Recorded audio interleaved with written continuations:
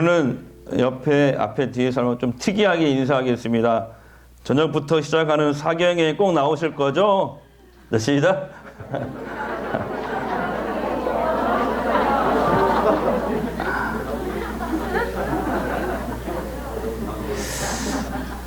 오늘 저녁부터 6일 동안 신년 사경회가 열립니다. 사경회를 하는 목적은 우리가 단기간에 성경을 집중적으로 공부하고 배움으로써 하나님의 말씀을 따라서 자신을 고치고 바꾸는 것입니다. 그것이 사경회의 목적이에요. 한국교회사 걷기라는 이 책에 보면 이 사경회는 우리나라 최초 그 한국 초기의 한국교회의 성장에 큰 원동력이 됐다고 기록이 되어 있어요. 세계적으로 알려진 우리나라 1907년 평양 대부흥 운동도 사실 이 평양 장대연 교회에서 열린 연합 사경회가 그 출발이었습니다. 1905년 일본이 우리나라와 강제로 을사늑약을 체결했습니다. 그때부터 우리나라는 주권을 빼앗기고 식민지가 됐어요. 백성들은 절망 가운데 무너졌습니다. 하지만 이때 교회는 큰 역할을 감당했어요. 절망에 빠진 백성들에게 용기를 주고 위안을 주고 소망을 불어넣어 줬습니다. 특히 사경회가 그 중요한 역할을 했다고 기록이 되어 있어요. 당시 한국교회 초기이기 때문에 외국인 선교사들이 한국교회를 이끌고 있었어요. 그 외국인 선교사들은 매년 초 첫 주에 일주일 동안 사경회를 하는 관습이 있었습니다. 그래서 1907년 이 사진을 보면 1907년 이게 장대연 교회당입니다. 평양의 장대연 교회당인데 1907년 1월 2일부터 15일까지 2주 동안 평양 이 장대연 교회당에서 이북의 400개의 교회가 연합해서 사경회를 개최하기로 그렇게 이제 결정을 합니다. 그러면 멀리서 온 성도들은 어떻게 하냐면 쌀을 지고 오는 거예요. 그래서 이 평양에 사는 성도들의 집에 각자 흩어져서 홈스테이를 하면서 참석을 했다고 그래요. 그때 장대현 교회 이 연합 사경회 강사 중 한 사람이 바로 길선주 장로였습니다. 나중에는 목사님이 됩니다. 이 길선주 장로였는데 이분은 이제 자신이 강사가 되었기 때문에 첫째 날 강사가 됐기 때문에 이 사경회가 열리기 몇 달 전부터 기도로 이제 준비를 하는 거예요. 자기 교회 장로님 한 분과 둘이서 새벽 4시에 일어나서 이제 교회당에 나와서 기도를 하기 시작합니다. 그러니까 우리가 지난주에 했던 사경회를 위한 특별 새벽 기도를 한 거죠. 둘이서. 그런데 이제 이렇게 둘이서 2달 정도 이렇게 사경회를 위해서 특세를 둘이서 장로님 둘이서 하는데 소문을 듣고 다른 성도들이 하나 둘씩 동참하기 시작하는 거예요. 나중에는 몇 명이 모였냐면 약 700명이 연합사경의 준비 기도를 새벽에 모여서 자발적으로 하기 시작한 겁니다. 마침내 1907년 1월 2일 신년 연합사경회가 평양 장대연 교회당에서 열리는데 첫날 저녁 집회 몇 명 모인 줄 아십니까? 1,500명이 모였어요. 이 그림 한번 보여주세요. 그때 장면입니다. 1층과 2층으로 가득 차가지고. 참 우리나라는 흰 옷 입은 백성이에요. 그죠? 백의민족. 그때는 한복 하얀 것 입고 저렇게 모였던 것 같아요. 보세요. 저렇게 가득 메워가지고 틈이 없이 저렇게 쭈그리고 앉아서 보통 사경회 하면 예배 시간이 놀라지 마시고 3시간입니다. 기본이 3시간. 네. 놀래네, 벌써 여기서. 우리는 30분만 제가 설교 넘어가면 막 레이저를 저한테 쏩니다. 빨리 끝내라고. 막 목을 비틀고 막 장난이 아니에요. 30분만 넘어가면. 그래서 제가 될 수 있으면 30분 안 나가요. 안 넘기려고. 그래서 유튜브 보시면은 설교를 29분 59초 합니다. 진짜 유튜브 보시면 나와요. 그거 지키려고 제가 좀 무지 노력을 합니다. 근데 보통 이렇게 모이면 저렇게 쭈그려 앉아서 3시간을 말씀을 배운다니까요. 그냥 일반 예배도. 그러니까 이 길선주 장로가 첫날 설교를 하는데 참석한 성도들이 길 장로님이 전하는 말씀을 듣고 막 죄를 자복하고 회개하기 시작합니다. 그리고 2주가 지나서 마지막 14일 날 마지막 저녁 집회에는 그레이엄 리 선교사가 설교를 하는데 저녁 8시에 시작된 사경회가 새벽 2시까지 했다고 그래요. 성도들이 얼마나 하나님의 말씀을 사모하고 기도했으면 6시간 동안 이렇게 한번 생각해 보세요. 권사님 저렇게 쭈그리고 앉아서 6시간 있을 수 있으세요? 안 돼, 난 못해요. 그런데 이 마지막 날 놀라운 역사가 일어나는데 마지막 집회 때 참석한 모든 성도들이 다 통곡을 했다고 그래요. 통곡. 말씀을 듣고 하나님께 돌이키는 참 회개가 막 일어난 거예요. 그리고 왜 그날 새벽 2시까지 집회를 마지막 집회를 했냐면 사람들이 다 한 사람씩 일어나서 뭐 시키지도 않았는데 일어나가지고 울면서 공개적으로 자신의 죄를 막 고백하기 시작합니다. 거짓말한 것부터 도둑질한 거, 사기친 거, 간음한 거, 심지어 몰래 사람을 죽인 것까지 다 고백을 하는 거예요. 그렇게 이 평양 장대현 교회에서 시작된 말씀과 회개 운동은 평양을 넘어서 전국으로 퍼져나갑니다. 이것이 전 세계적으로 지금도 유명한 1907년 평양 대부흥 운동입니다. 이 평양 대부흥 운동의 시작이 바로 신년 사경회 때부터 출발한 거예요. 어떻게 보면 그 전에 한 석 달 동안 두 장로가 기도한 거기서부터 출발한 거죠. 당시 사경회는요, 오늘날 부흥회나 기도원 집회와는 많이 달라요. 오늘날 부흥회는 주로 사람들의 감정을 많이 터치합니다. 그렇죠? 인위적으로 터치하는 이런 집회들이 많이 있어요. 물론 그렇지 않은 경우도 있지만. 그리고 신비한 은사들을 많이 강조하는 집회, 오늘날 부흥회는. 기도원 집회 가면. 근데 당시 사경회는 그게 아니에요. 오랜 시간 쭈그리고 앉아가지고. 보통 말씀 3시간. 양민정 목사님 3시간. 그 정도는 저는 가능합니다. 3시간 쭈그리고 앉아가지고 성경을 배우는 거예요. 그리고 나서 1시간 뜨겁게 막 기도하는. 근데 여러분, 성령은요, 성경에 보면 진리의 영입니다. 다 같이요. 진리의 영. 진리의 영이거든요. 그래서 말씀이 선포되거나 말씀을 배우는 양육의 현장에서 성령이 제일 강하게 역사하십니다. 사람들이 말씀을 들을 때 성령께서 막 일하시는데 깨닫게 하시는 거죠.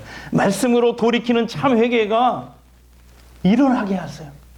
성령의 역사는 주로 말씀이 선포되고 양육되는 그 현장에 일어나요. 오늘 본문도 보면은 3000년 전입니다. 배경이. 3000년 전에 이스라엘 미스바라는 곳에서 어마어마한 규모의 말씀 집회가 열리는 장면이에요. 그게 오늘 본문 말씀이에요. 흔히 미스바 성회라고 합니다. 다 같이요. 미스바 성회.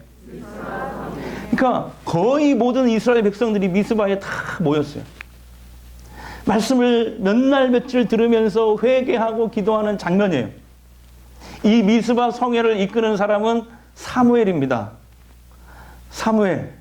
지난번에 제가 설교했죠. 수년 동안 아이가 없어서 한 맺혔던 여인. 누구?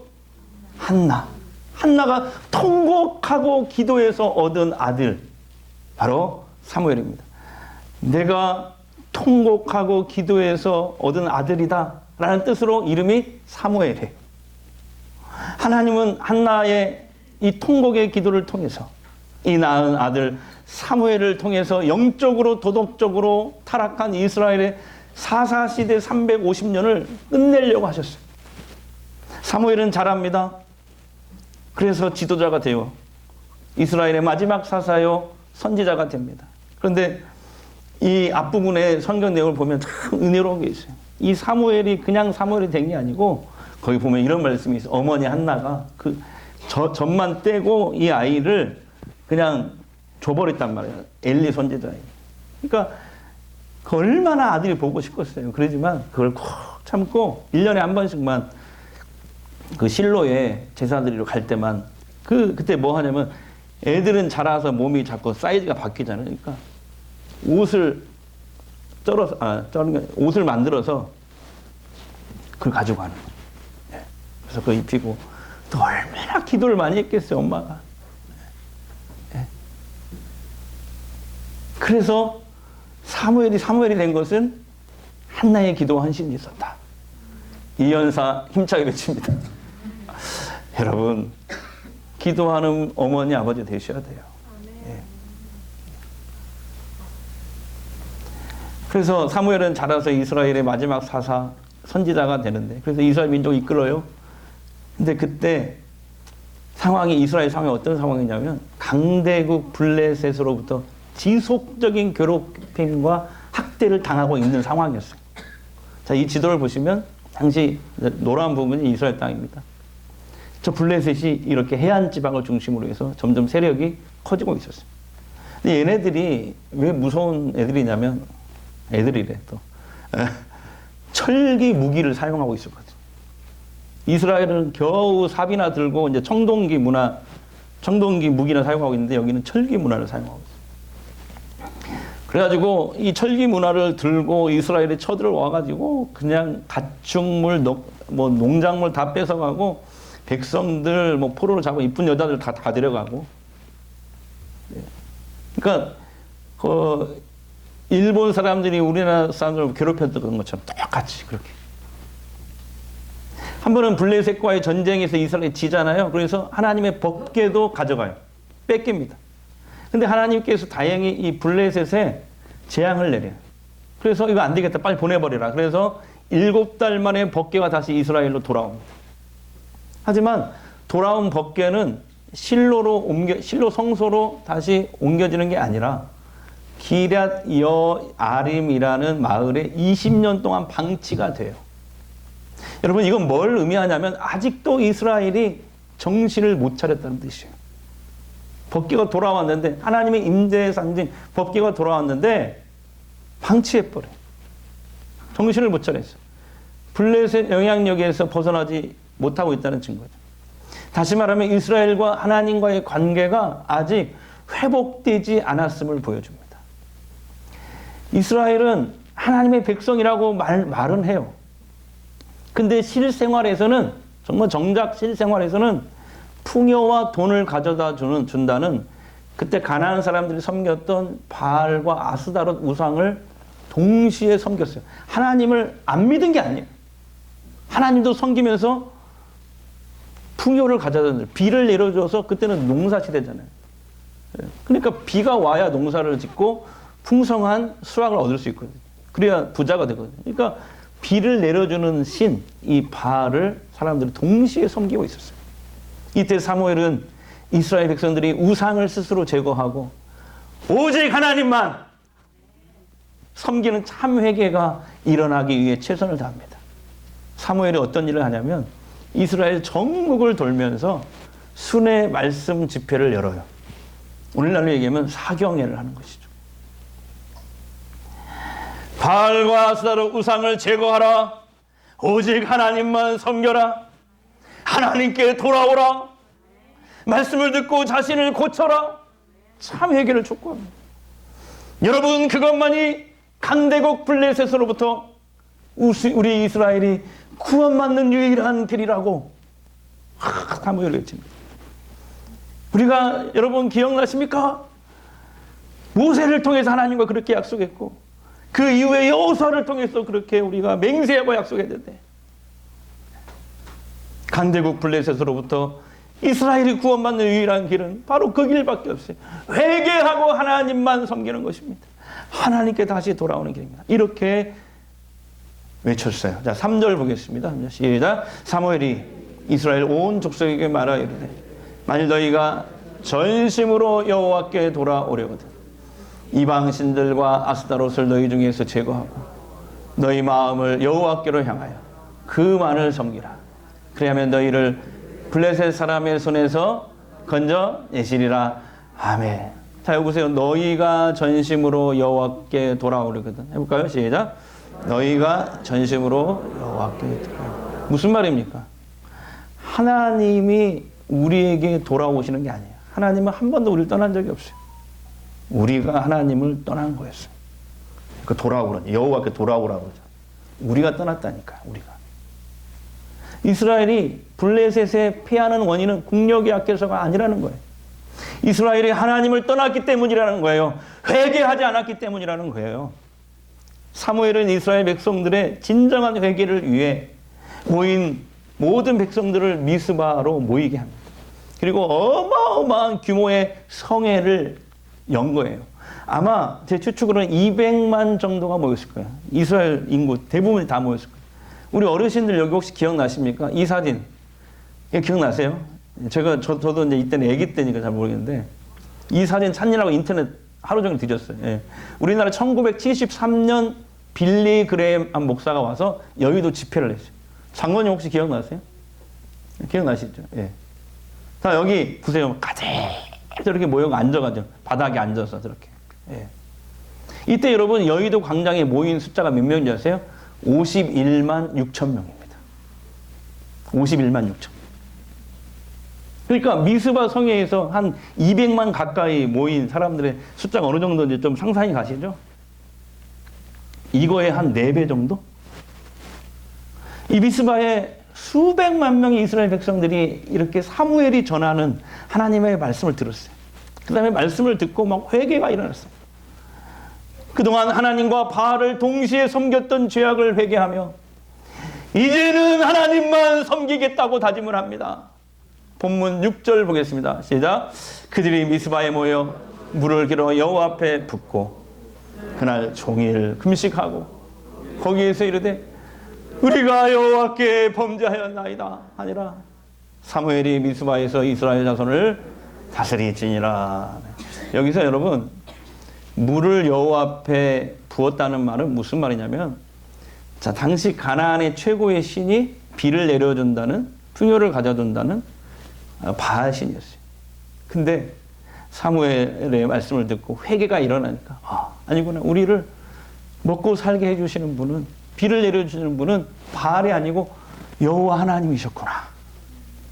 그 행동에서 나와서 하나님께 드리는 제사 제단에 물을 붓는 거예요. 할렐루야.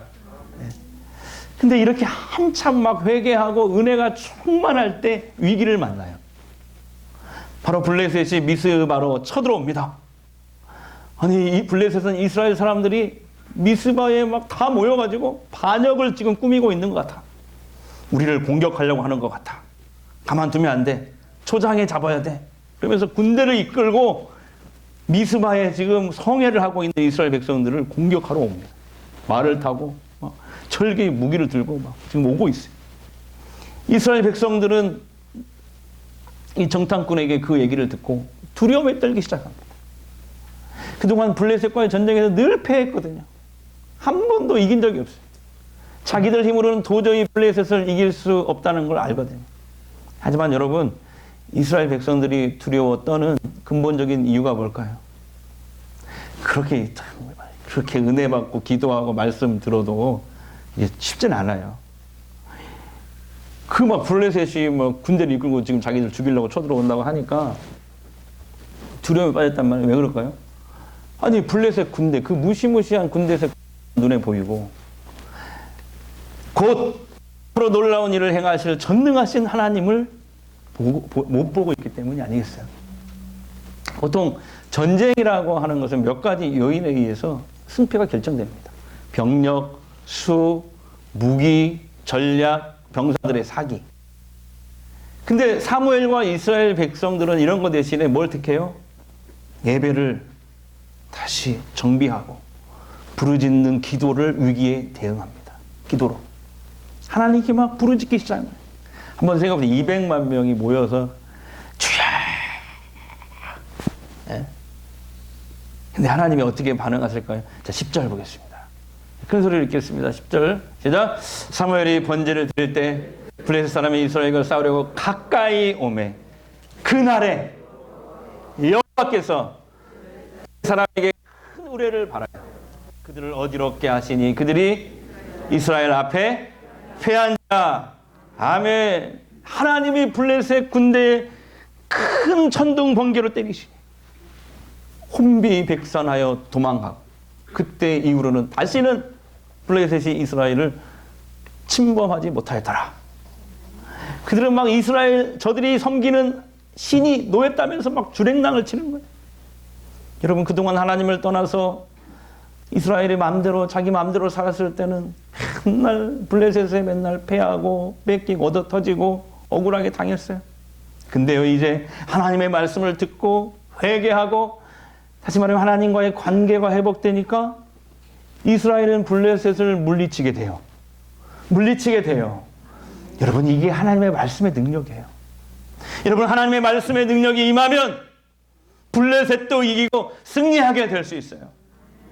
오늘 본문에서 특히 우리가 마음에 새겨야 될 중요한 말씀이 있어요. 4절입니다. 4절. 자, 큰 소리로 시작. 오직 여호와만 섬기니라. 다시요. 오직 여호와만 섬기니라. 아멘.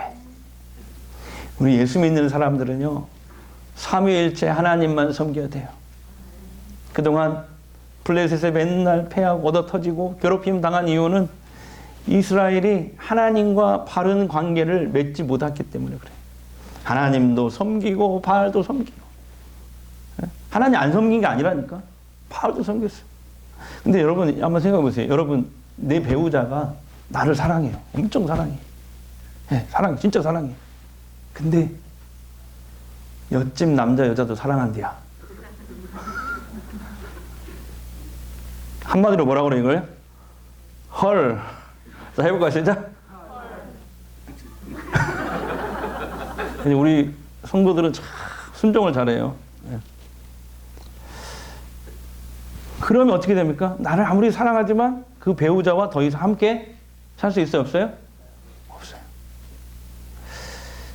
어느 부부가 이야기를 하다가 남편이 부인에게 신문을 당하고 있었습니다. 무슨 말이냐면 부인이 자기 결혼 전에 사귀었던 여자 있었지? 솔직하게 말해봐.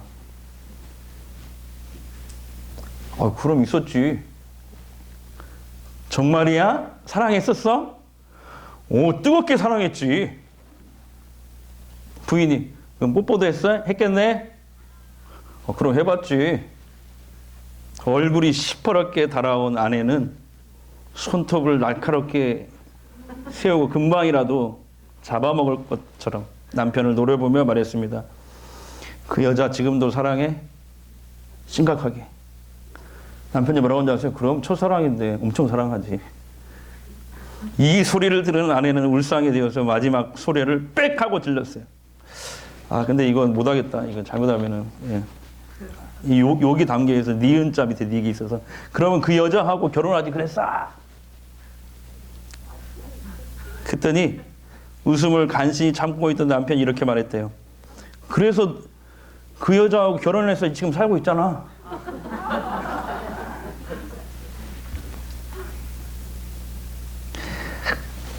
내 배우자가 나도 사랑하는데, 나를 정말 사랑하는데 옆집 배우자도 동시에 사랑한다면 함께 살 수 없어요. 하나님 보실 때 그런 거예요. 이스라엘 백성들은. 가늠한 여자 같은 거예요. 그러니까 하나님이 떠나실 수밖에 없죠. 하나님이 이스라엘을 떠나시니 이스라엘은 그동안 블레셋의 공격에 속수무책으로 당했던 거예요. 하나님이 우리를 먼저 떠나신 것이 아니었어요. 우리가 먼저 하나님을 떠난 거였어요. 여러분, 이스라엘 백성들처럼 하나님도 섬기고 우상도 동시에 섬기는 혼합 방식적인 삶이 우리 안에도 있어요. 하나님의 방식, 제가 늘 강조하지만 하나님의 방식과 세상의 방식이 있어요. 하나님의 방식과 세상의 방식은 달라요. 그런데 우리는 때때로 타협해요. 하나님을 믿으면서도 실생활에서는 정작 중요한 결정을 할 때는 세상의 방식을 따라가요. 그게 더 빨라 보이니까. 그게 더 좋아 보이니까. 그게 더 쉬워 보이니까. 하나님은 믿음으로만 보이니까 따르기가 쉽지 않아요. 그래서 하나님을 부인하지는 않는데 하나님의 방식은 따르지 않는 이런 이상한 혼합주의적인 사고방식과 삶이 우리 속에도 있다니까요. 그런데 그렇게 하면 하나님이 우리와 함께 할 수 없어요. 하나님 우리를 떠나요. 하나님이 우리를 떠난 게 아니라니까요. 우리가 먼저 하나님을 떠난 거예요. 이거 분명히 합시다. 그렇게 되면 하나님이 우리가 임마누엘 하지 않으시니 하나님의 능력이 어떠한 능력도 우리에게 역사하지 않은 거예요. 하나님이 우리와 함께하지 않으시니 블레셋과 같은 인생의 수많은 위기가 닥쳤을 때 우리는 속수무책으로 당할 수밖에 없었던 것입니다. 사랑하는 여러분, 내 인생을 오직 여호와 하나님만 하면서 사실 보이지 않는 하나님께 다 건다는 것이 생각처럼 쉽지는 않아요. 그래요. 쉽지 않아요. 근데 하나님이 이사야 31장 1절에 이렇게 말씀하셨어요. 하나님의 말씀입니다. 다 같이요. 도움을 구하러 애굽으로 내려가는 자들은 화 있을진저. 그들은 말을 의지하며 병거의 많음과 마병의 심히 강함을 의지하고 이스라엘의 거룩한 일을 앙모하지 아니하며 여호와를 구하지 아니하며. 도움을 구하러 하나님께 오는 게 아니라 애굽으로 내려가는 자들은 화가 있을 것이다. 내가 내 인생의 승부를 이제는 하나님께 걸어야 되겠다. 이제부터 나는 사람이나 세상을 의지하면 실패할 수밖에 없다. 내가 오직 믿고 의지할 분은 하나님 한 분뿐이다. 이렇게 생각하고 결단하면 하나님이 결국 우리 삶에 개입하세요. 하나님이 우리를 떠나지 않으세요. 하나님이 우리와 함께 하시고 동행하시니 우리 삶에 어떤 블레셋과 같은 위기가 닥쳐와도 우리는 승리할 수 있게 돼요. 분명합시다. 우리가 이기는 게 아니고 하나님이 이기게 하시는 거예요. 하나님 말씀으로 돌아오세요. 하나님께로 빨리 다시 돌아오셔야 돼요. 그게 인생의 블레셋을 만나도 승리할 수 있는 비결이에요. 그동안 하나님을 믿기는 믿었지만 실제 내 삶의 방식은 세상 방식대로, 내 마음대로, 내 고집대로 살아왔던 모든 것에서 돌이켜야 돼요. 다시 말하면 하나님과의 관계가 회복되면, 하나님이 나와 함께 하시면 내 인생의 어떤 블레셋의 공격에도 우리는 넉넉히 승리할 수 있어요. 왜? 하나님이 이기게 하시니까. 오늘부터 시작되는 6일 동안의 신년 사경회가 저와 여러분의 인생의 중요한 전환점이 되시기를 주의 이름으로 축복합니다. 축복합니다. 주께 가까이 나를 이끄소서. 간절히 주님만을 원합니다. 채워주소서. 채워주소서. 주의 사랑을 진정한 찬양 드릴 수 있도록. 다시 한번 주께 가까이, 주께 가까이 나를 이끄소서. 간절히 주님만을 원합니다.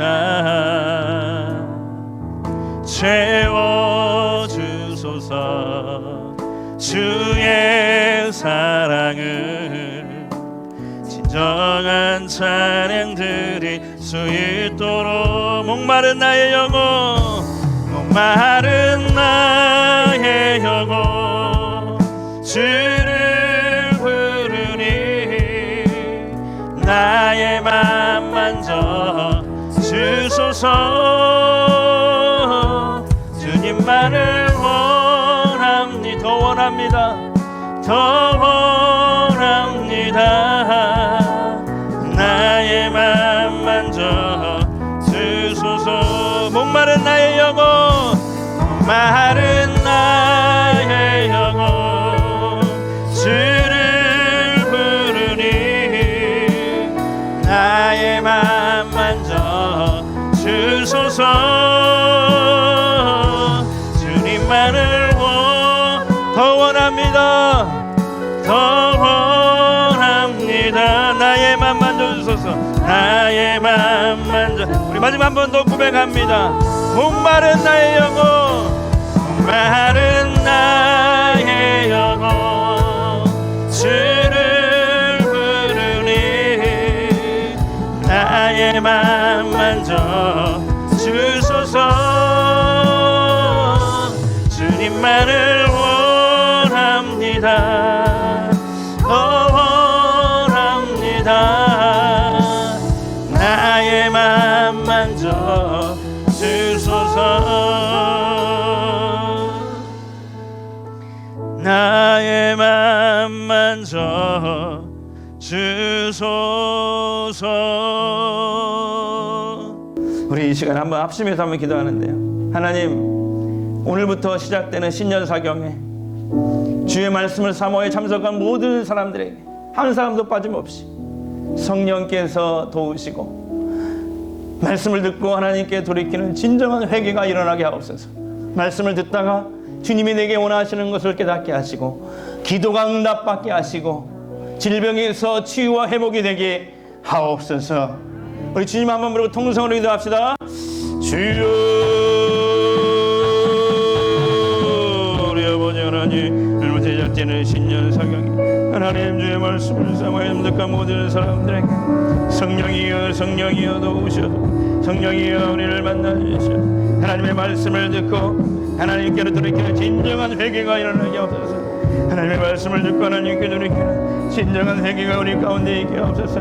하나님의 말씀을 듣고 하나님께 돌이키는 진정한 회개가 일어나게, 말씀을 듣다가 주님께서 내게 원하시는 깨닫게 하시고 기도 응답받게 하시고 치유와 회복이 일어나게 하시옵소서. 말씀을 듣다가 주님이 내게 원하시는 깨닫게 하시고 기도의 응답을 받게 하시고 치유 회복이 일어나게 하옵소서. 주님 붙잡아 주시옵소서. 주님,